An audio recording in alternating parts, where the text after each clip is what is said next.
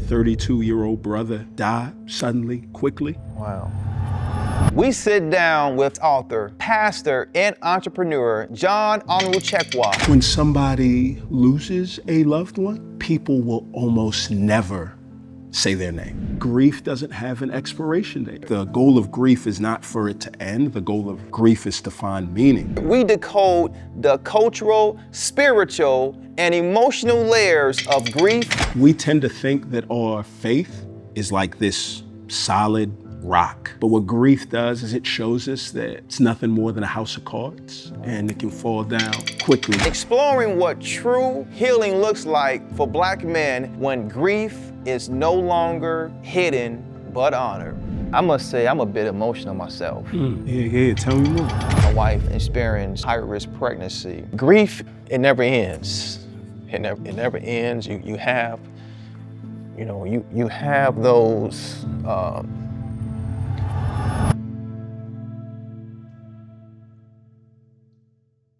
It's time for something that's just for us.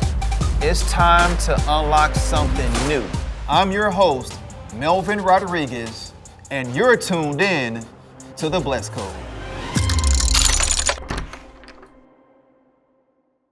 In this powerful episode of The Blessed Code, we sit down with Atlanta-based author, pastor, and entrepreneur, John Onwuchekwa, to unpack the grief code, raw, necessary conversation about how Black men navigate loss, sorrow, and the silent weight of grief. John shares how personal tragedy shaped his journey and how he chose to confront pain, not with numbness, but with purpose. He authored the book, We Go On, and his upcoming book, Grief is a Language, Finding the Right Words When There Are None, and leads the immersive experience We Go On. We Go On tour that has gone coast to coast for 3 years.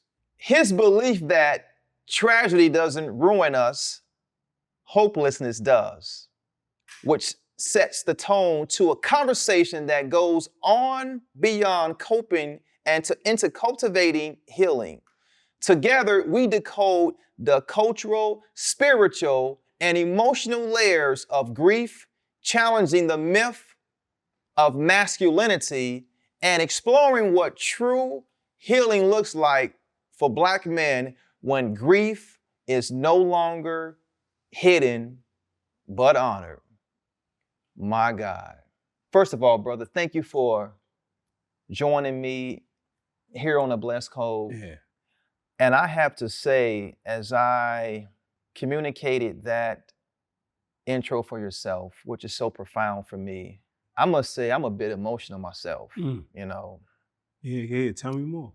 And grief, I know it all too well, know it all too well. But I've learned and found ways by the grace of God to be able to channel that grief for my victory. And I tell you, good things do come out of pain, brother, and we'll talk more on that. But before we dive into that, I just want to learn a bit about yourself. And your journey, your story. So talk to me, brother. Who was John? Who was John? Oh man, I'm a father, husband. I'm a son, child of Nigerian immigrants that came to the States 50-something years ago. My parents, loved the Lord, raised 5 of us, man, lived a good life. Was taught to work hard, lived most of my life with the belief that the inputs of life match the outputs, right? You work hard, you do good, things will work out. Generally, life went that way. And then 10 years ago, everything changed for me in my life. Took a hit. So I was 30 years old, pastored at the time for about 8 years, getting ready to start a church in the West End of Atlanta. I'm in Orlando, so not too far from here, at a Longhorn Steakhouse, April the 14th, 2015. And you get that phone call, right? The phone call that changes your life, the worst day of my life. I step out of that Longhorn Steakhouse and I find out that my 32-year-old brother died suddenly, quickly. Wow. And everything about my life changed at that point. Sorry to hear that, man. Yeah. So that was the thing that that was one of the first times in my life where I really felt like maybe the inputs don't match the outputs, right?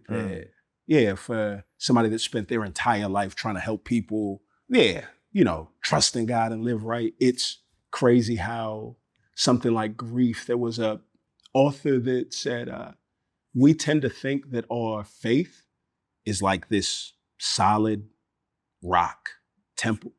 But what grief does is it shows us that, man, at any given time, it's nothing more than a house of cards. Wow. And it can fall down quickly. So that was the thing that it changed the trajectory of my life.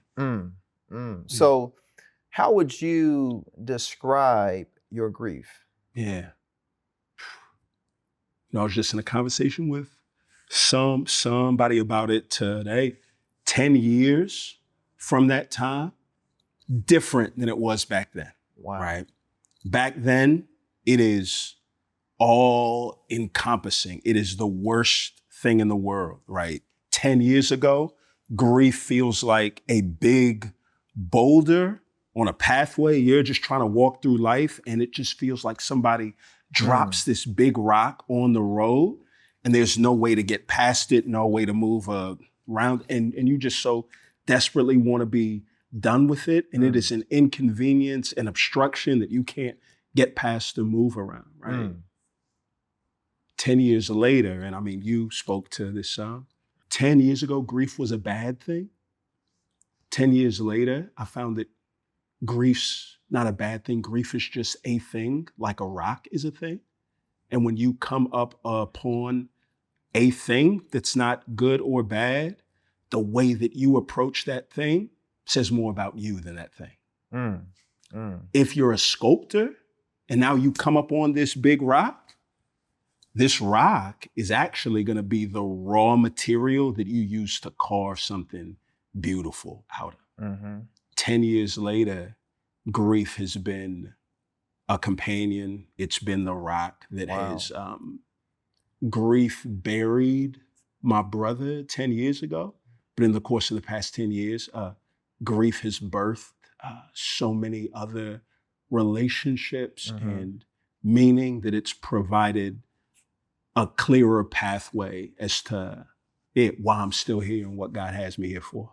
So when you think about the grief then and what it is now, what would you say it has now ultimately led you to begin how to think, how to see, and how to move? Yeah. So it's back then, I used to feel like grief was an event, something that took place, and I just got to get past it, right? I'd use the words that we all would use, right? Grief is a journey, and we just got to get on it. So what that led me to do as a man, as a Black man, is you think, all right, if it's a journey, journeys have starts and they have ends, and I've just got to run as fast as I can and get done with this end. Like you just want to move past it. The thing that you find though is that, man, grief doesn't have an expiration date, right? Like 10 years from now, when I'm still learning things about the way that I've grieved. And so I feel like, if grief don't have a finish line, then it does seem like a cruel thing to send somebody in search of light at the end of a closed tunnel, right? Like 10 years later, I think that I've learned this. Grief's not a journey. I feel like grief is more like a language. The goal of a journey, finish.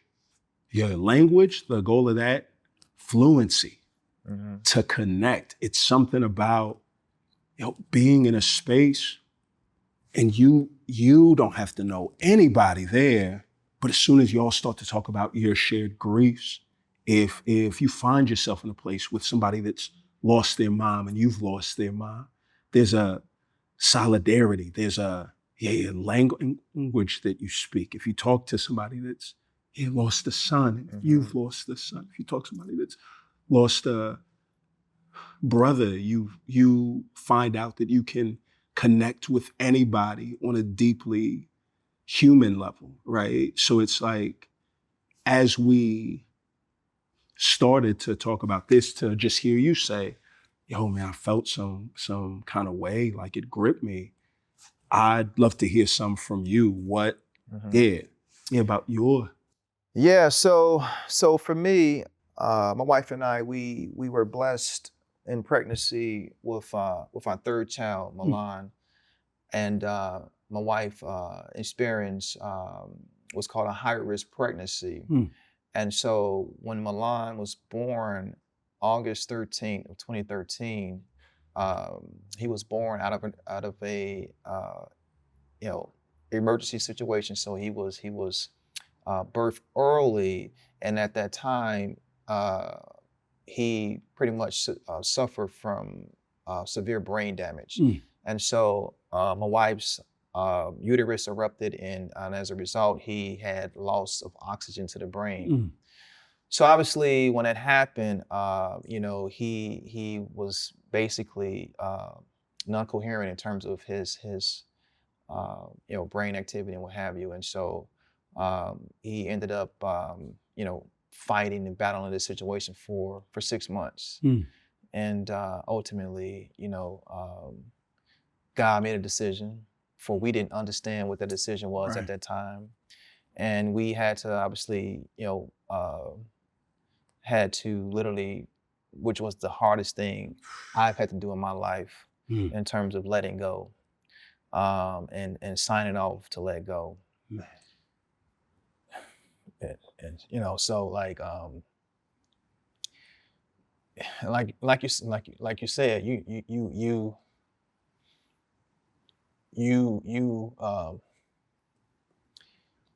grief it never ends. It doesn't. It never ends. You have you have those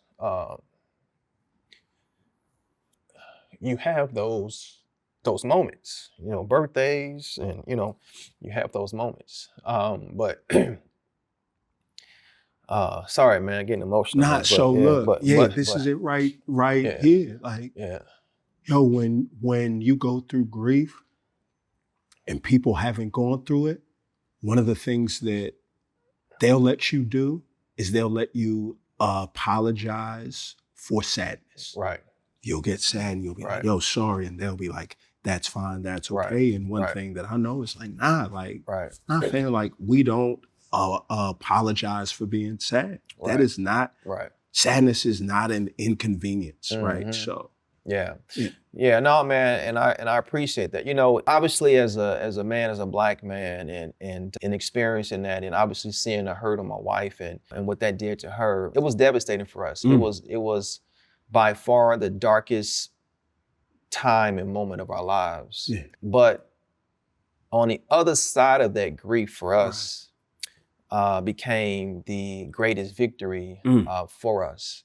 And out of that pain, our blessing in creating our company, Mielle Organics, was born.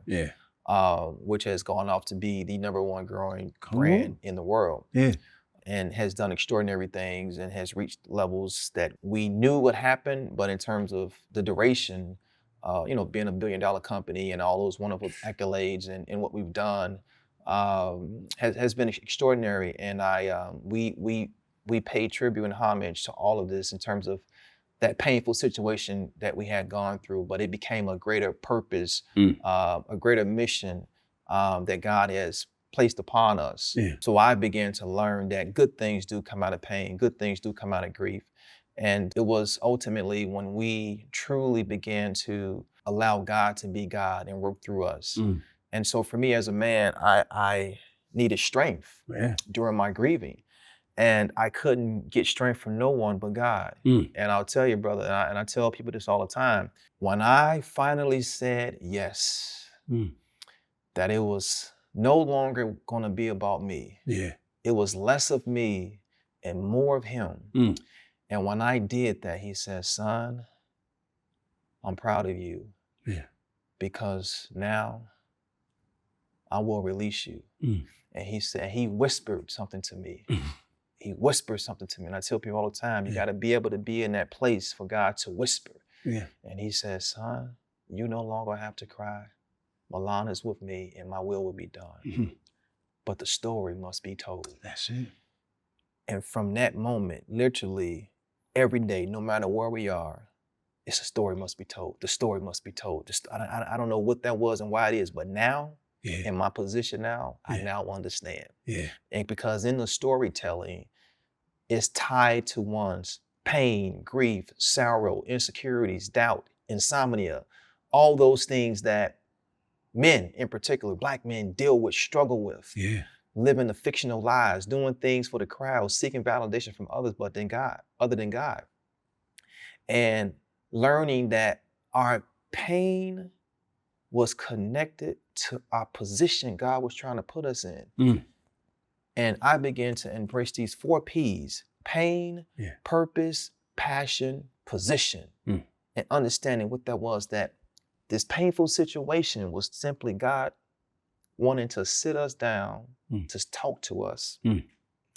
Because there was a gift that he put inside my wife and I that he wanted to unwrap. Yeah.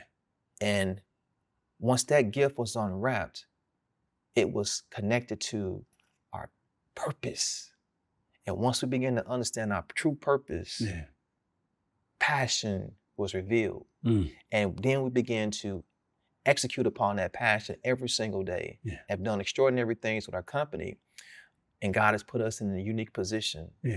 In this position of now giving him the praise and the glory. I tell you, man, grief for me has been something that I am grateful and honored to have gone through, quite frankly, in spite of it all. But as you mentioned, grief is something that there is no expiration date. And it gets easier when you know your source and where your strength is from. And that's what I've learned, and that's what I've found. And out of that, I've learned the blessing of a Black man's vulnerability. Because when you are able to release what's on the inside of thee, that pain, God takes that and he nourishes that pain with his spirit. For when we pray over our food and asking God for great fulfillment and nourishment of our body, as his word nourishes our spirit, and he's taking that pain and he's shifting that pain, because now there's going to be a transformation within your mind. I began to learn that. And so now the calling, even for this show that I'm doing, is the idea of allowing the Black man to be vulnerable, to be transparent, to let him know that grief, it's okay. It's okay, because when God is in it, if it's his will, it's his will. So, but obviously, we're emotional. We're in the flesh, so we're going to go through things. And this is why it's important that we embrace the blessing of a safe space to have conversations, so that we could build and sharpen one another. For sure. Yeah. Hearing your story is just being reminded of the fact, like, sharing the story. That's what stories do, right? Stories help us to hold our grief, not by providing answers. So it's not that your story tells somebody else just what they should do. Stories do, though. They help to remind us that when we're at the bottom, that our stories aren't finished yet, right? That's what grief does. Grief will make you feel that when you're at rock bottom, that's the end of your story. But every time that y'all share y'all's story, we're reminded that being at rock bottom is not a destination. It's not the end. If we're still breathing, then there still is more time, and the best stories turn around at the, So Brother John, what's extremely interesting is the idea of things that affect our communities, and in particularly grief. How would you articulate how grief affects our communities? One of the things that we really have to help folks grasp is that there's no such thing as like small grief, right? I took a finance class when I was in college and I learned about compound interest, right? And that's, there's two ways to grow rich, right? You could at one point get a large lump sum dropped on you. You're poor one day and you're rich the next day. Or what you could do is, put $1,000 in the bank when you're born, put $1,000 in the bank each week, and 30 years later, you're very rich, even though there hasn't been any big lump sum dropped on you, right? Grief works the same way. There's lots of folks who there is a traumatic loss, right? Loss of a brother, right? Loss of a son, loss of a parent. And we tend to think of all of those as griefs, but there's also compounding grief. And that's, you grow up on the south side of Chicago and you just live life with, I had a homie that died. I had parents or friends that were abused, teachers that cussed me, just all of these small things. And people don't think about it as grief, but by the time that they're 30, they're very, very rich in grief, even though both of their parents are still there. Part of why it affects us is because we're weighed down by all of this grief. And if somebody can look at us and say, well, both of your parents are here, you haven't been to, people don't call it grief. So we've got this thing that's just sitting on our souls, and we have maladies that aren't cured, not because there's a lack of a cure, but because there's a presence of a misdiagnosis. And if you don't call it grief, then you've got people that walk around and they live their life and they just feel like, yo, man, I'm just mad. I'm tired. I got a short fuse and all that. And it's none of that. A vacation's not gonna fix it. Validation's not gonna fix it. Relationship's not gonna fix it. There is this very real grief, and the grief doesn't need to go away. There's no end, right? The grief needs to find an outlet, right? The goal of grief is not for it to end. The goal of grief is to find meaning, right? And that's why I thought it was so beautiful to hear you talk about your son. When somebody loses a loved one and you ask them to talk about their loved one that they've lost, when they share the story, people will almost never say their name. They'll say, I lost my dad 10 years ago. I lost my mom. I lost my son. And they'll just move on as if speaking their name is some inconvenience and they've just got to get along with things. But to even just hear you and to see and you shared his name, his story, and the emotion came out. It's that type of permission. Like when you do that, I feel like you don't just give people permission, you don't just give men permission, but you give them a script so they can look at your story, Melvin, and hear you talk, and they can say that maybe I need to fill in the gaps with all of these things that I had, and far from pushing people away when that takes place, you start to find out, and I'm sure that you've seen this, the more that you share, the more that people feel free, like, fam, finally, it's a safe space where I don't got to explain, don't got to throw out a disclaimer, caveat. I can just share. And then all of a sudden you have this space, like it just really feels like sacred and holy space where people can say, I don't have an answer. My loved one is not back. My loss is still here, but my loneliness isn't. And I think that that's what people are really trying to look for, right? So, Brother John, I think you hit it head on because it's a continued struggle that most men, most Black men struggle with as it relates to grief. And that grief begins to be added weight to the weight that we carry, the weight on our shoulders that, we live with daily But in actuality, we don't have to live with that. Yeah. The grief will be there. You're gonna, in the flesh, we're emotional creatures. We're gonna remember, we're gonna have those thoughts of remembrance of what was, but the idea that God is still able to do what he said he will do. Yeah. He told us that he wasn't gonna put us through nothing that we couldn't bear. Yeah. Nothing that we couldn't bear. Yeah.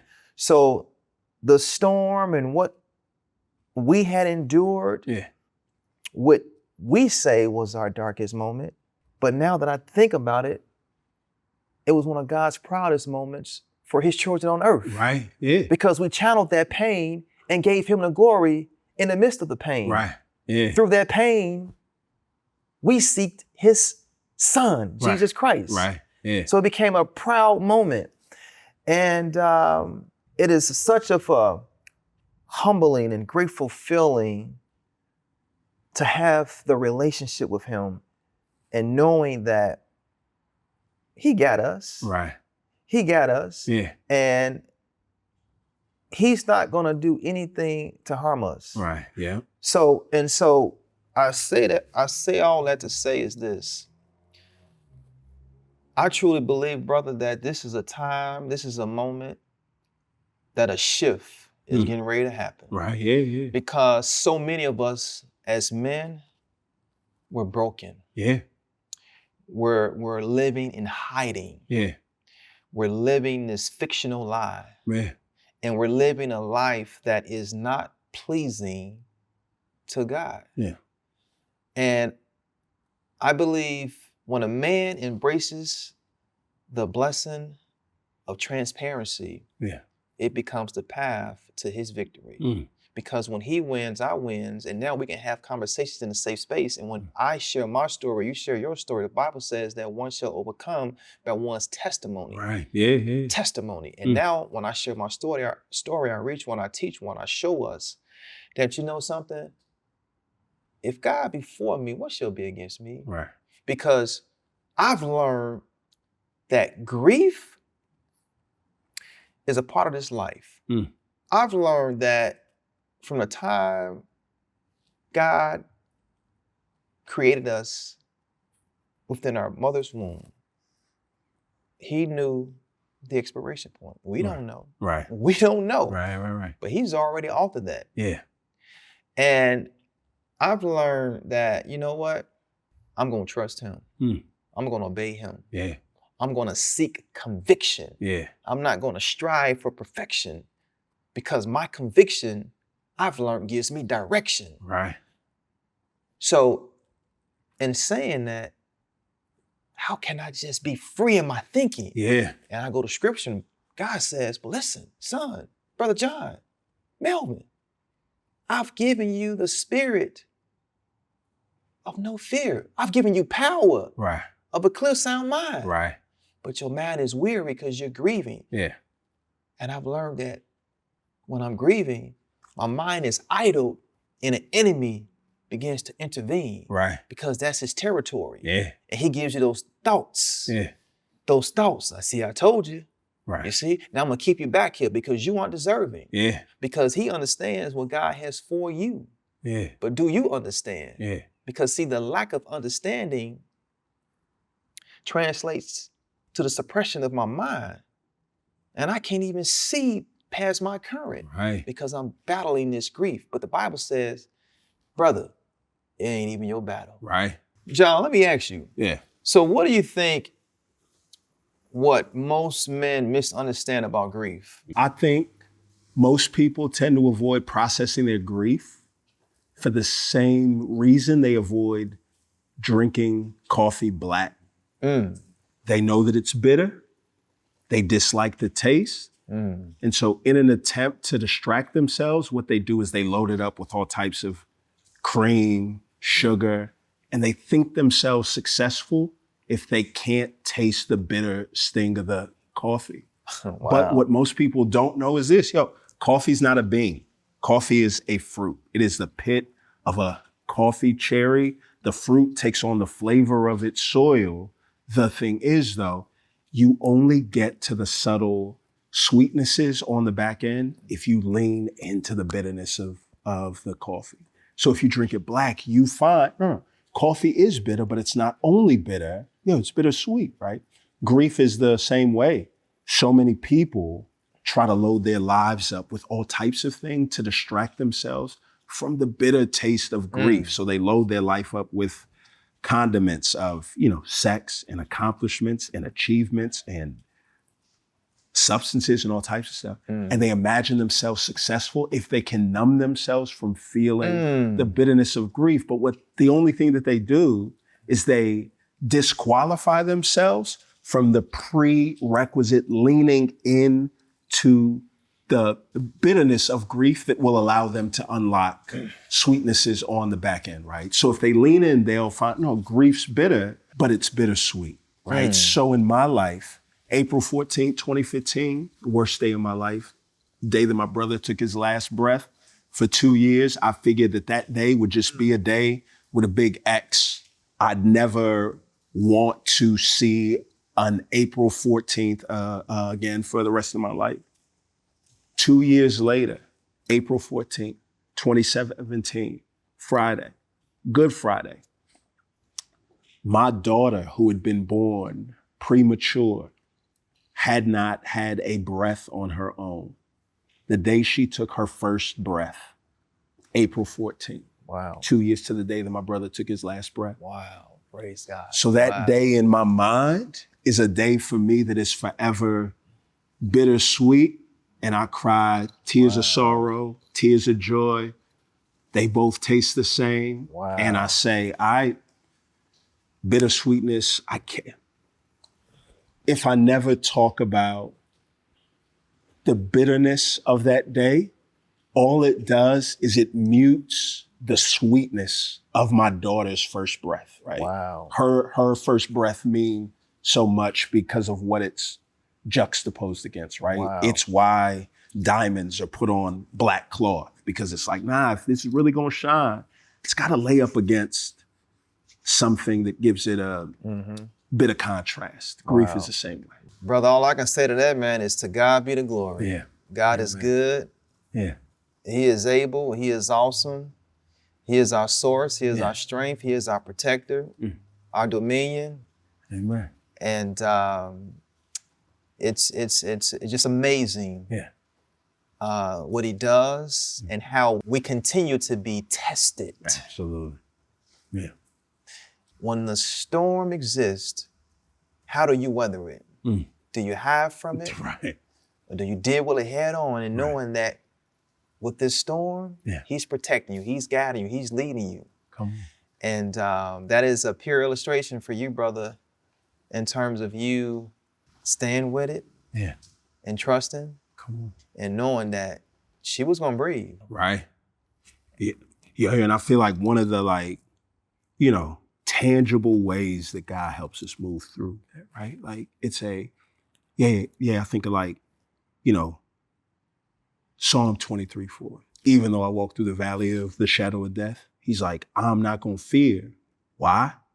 Because you're with me. Because I know that I'm not by myself, right? What grief does is it isolates. It makes you feel like you're the only one to go through it. And when you feel like you're the only one to go through it, you justify all types of stuff. And I think one of the things that God does is like, man, in our darkest season, he puts people next to us to help us walk through, to remind us that we really don't need somebody to turn the lights on if we have them with us, right? Like, I used to say that my daughter was scared of the dark, right? She's 8 years old, terrible nightmares. She busts up out of her bed, sprints down the hallway to our room, comes over to my side, says, Dad, can I get in the bed with y'all? She gets in the bed with us for a bit. Then when we're getting ready to send her back to her room, she says two things.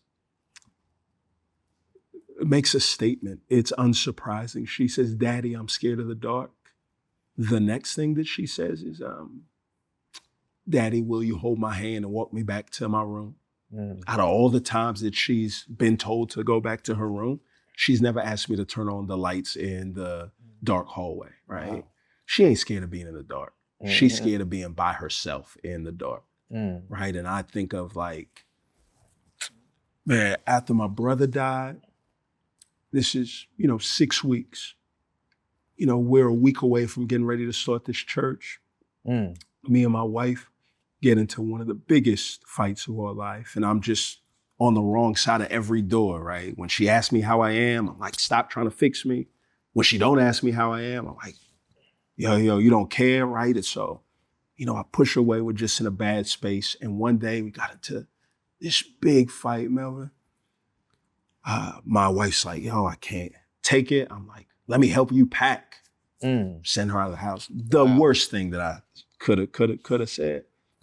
Instantly, I knew I did something wrong. I was the lowest that I'd ever been. Hadn't been suicidal before or since that point, but at that point, you talk about dark and rock bottom, and I was there. I don't remember what I did next. I remember I sent a text out to some of my close friends. Melvin, we all lived in the same neighborhood. 4 minutes later, they all at my front door. Wow. And I tell you, those 4 minutes changed my life. Wow. I realized at that point that when you're that low, the difference between it taking a group of men 4 minutes to get to your crib and 34 minutes to get to your crib could be the difference between suicidal thoughts and an attempt. And it was, nobody turned the lights on, but just by God's grace, he placed 3 brothers that lived 4 minutes from me. And when I was at that low spot, they came in and they were like, wow. They held me, right? And so that's, I think sometimes, people can hear us talk and they think, the grace of God is the parting of the Red Sea. The grace of God is, bread falling from the sky. Sometimes the grace of God is 3 other Black men in their 30s ringing your doorbell when your head is spinning.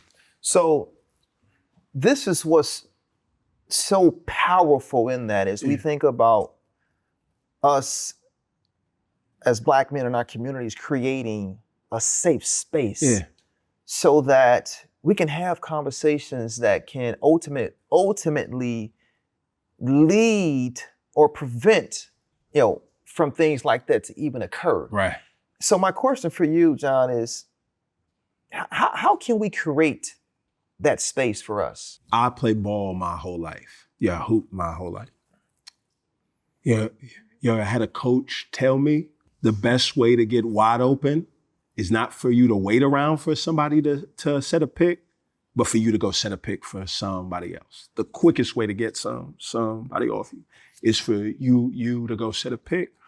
I think for good reason, Black men are misunderstood, weighed down, overburdened, nobody cares about, or rationale, reason, story. We're weighed down with obligation, burden, responsibility, taking responsibility for things that aren't our fault, needing to be, twice as good to get half as much. Like, it's hard. And so for good reason, I do think at the end of the day, we're just tired and exhausted.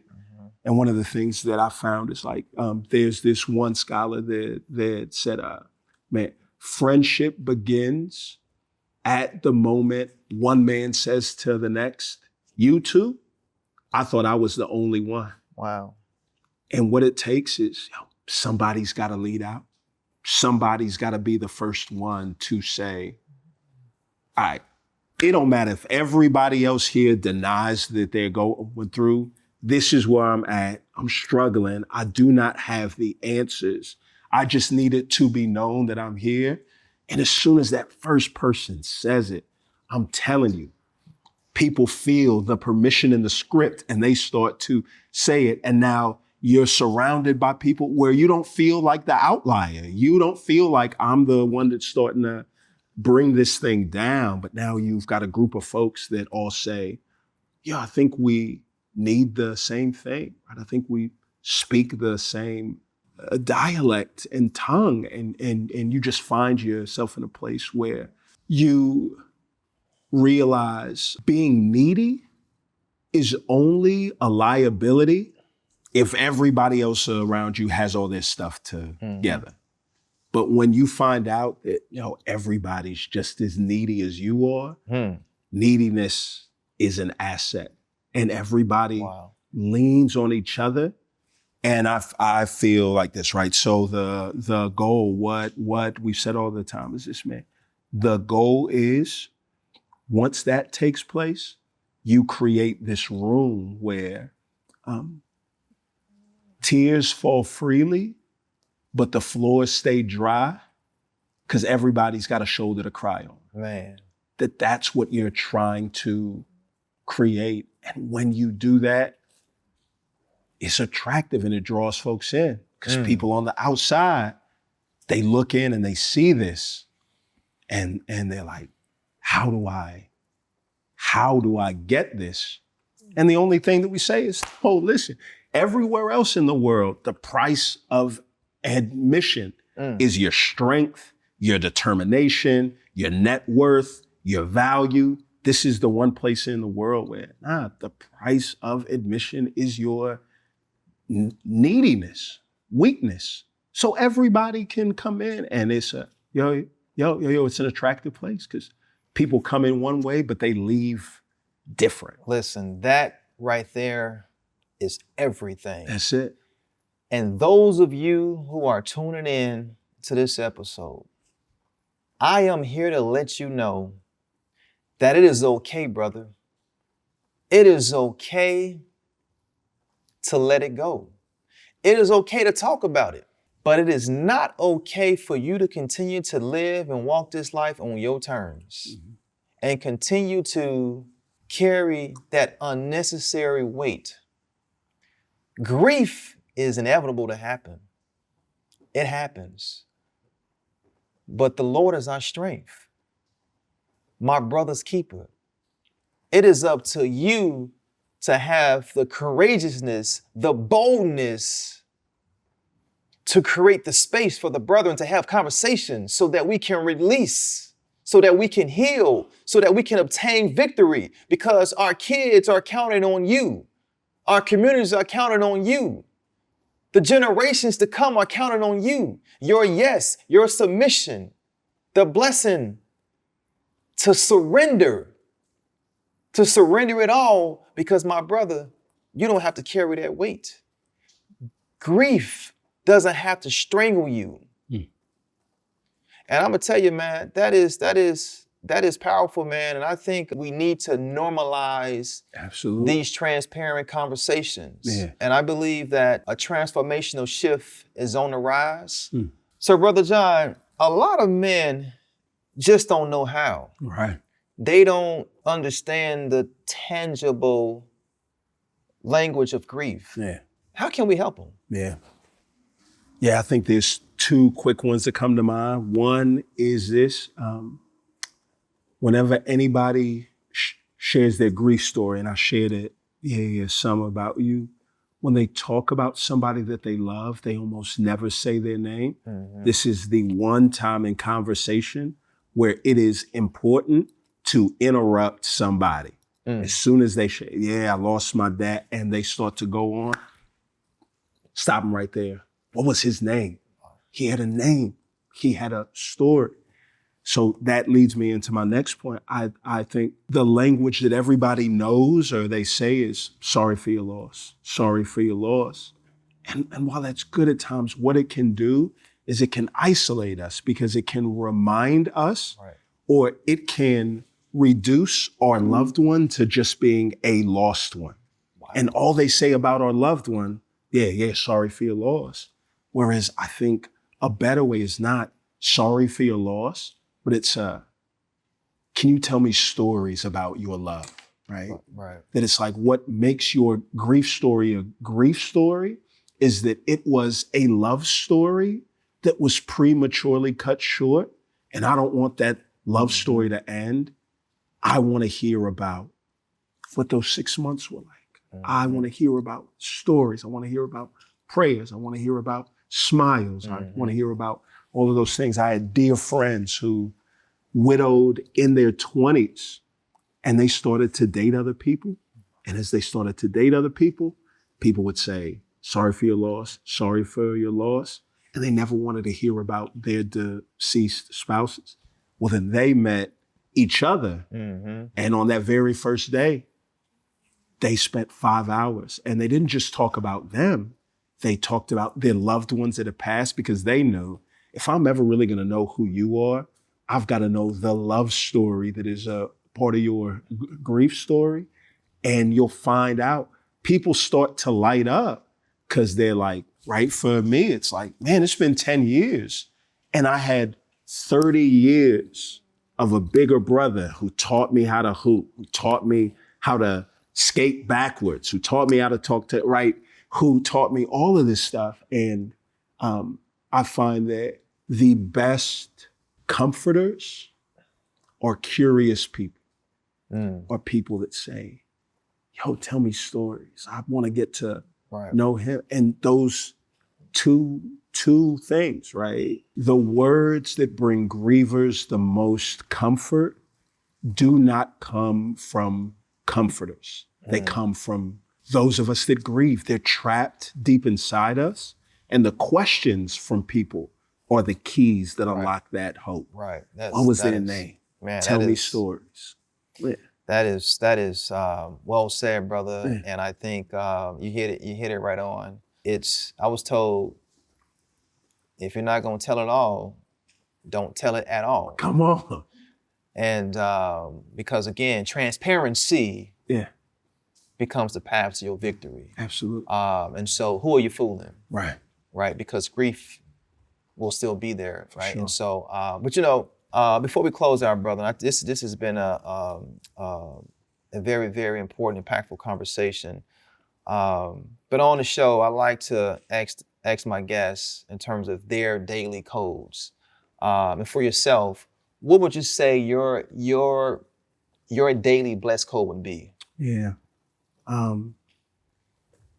My daily blessed code, I think, is a word, or it's words and a word picture, right? The words are this, tragedy doesn't ruin anybody, hopelessness does. The word picture is hope, for me, is the difference between roots and corpses. Both of them share the same address. Wow. They are buried. They are 6 feet deep. Corpses, they rot, they die, they decompose. Even though a root lives in the same place, it lives, it drinks, it births. And that's where it reminds me that it's like where you are is not the biggest determiner of what it is you will produce. Unless roots are buried alive, they will not produce fruit. So I just remind myself, I am not immune to heartache. I am buried alive at times, but I am not a corpse. I am a root. Tragedy doesn't ruin anybody. Hopelessness does. And so I try to hold on to hope however I can. Hopelessness does, man. That is well said. You know, my brother, I think we've done it. Come on. I think we've unlocked the grief code. Come on. And helped our brothers, our Black men, understand how to navigate the process of grief. And that you're not in it alone. Yeah. So don't do it alone. Come on. So you ain't gotta be alone. Right. So brother, I thank you. Yeah. This was an awesome conversation. And I believe that this will be extremely valuable for our communities. For sure. For I believe the road ahead is extremely promising. And so I thank you, man, from the bottom of my heart for coming on. Yeah. And we've done it, brother. Come on. We've Yep. done it. Thank My you, man. Yes, sir. Yes, Man. sir. Yeah, for sure. Thank you for joining this episode of The Blessed Code. Living by His code is a journey full of grace, growth, and opportunities to bless others. If today's episode spoke to you, please share this powerful message and don't forget to subscribe, leave a review, and connect with us on social to stay grounded, grateful, and blessed. Until next time, keep your faith strong, your heart open, and live life you're destined for. I'm your host, Melvin Rodriguez, and you just unlocked another blessed code.